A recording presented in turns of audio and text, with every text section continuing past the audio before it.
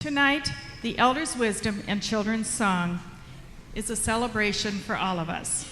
The privilege of being able to share the Elder's story is a true honor.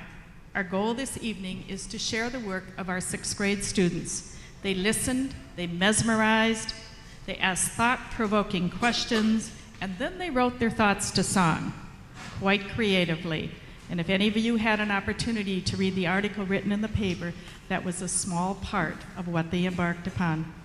Tonight we're going to share with you their in-depth thinking, their creative writing, their reflection, and the artistry that they brought to all of us. As we work the next months through the next year and work very collaboratively, we at Cedar Manor will be part of an international baccalaureate program.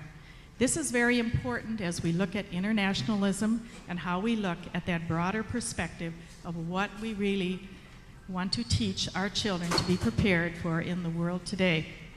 The Elders' Wisdom and Children's Song is a very nice connection to our IB program. Both are rigorous, they have challenging instruction, and it's a program of inquiry. It's very relevant. We have to think of those essential agreements and those essential tasks. It's principled. Students made choices on how they learned, they were open-minded, and they were risk-takers. And they were mentored. They were mentored by some very special people, the elders, the people you will meet in a very few minutes here.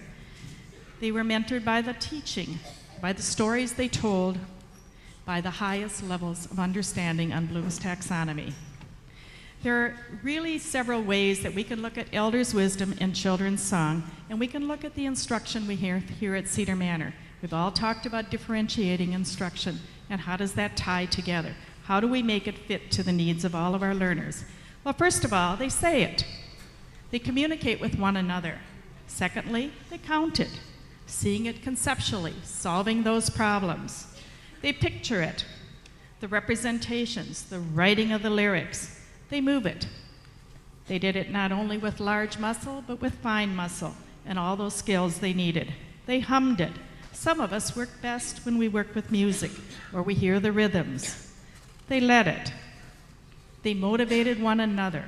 They organized and they communicated. And they reflected on it. They examined it. They looked at the issues. They looked at the perspectives. And, of course, they had to investigate it. They learn best when they figure out how things work, when they had to analyze, and certainly when they observed and thought about it. The Search Institute is something that many of us have heard a lot about, the 40 developmental assets that we need to develop our young people, and to identify those building blocks that help our young people grow up to be healthy, caring, and responsible. Through Children's First, we continue to foster assets in multiple ways as our students tonight prepare for us to lead that journey. If you love someone, you want to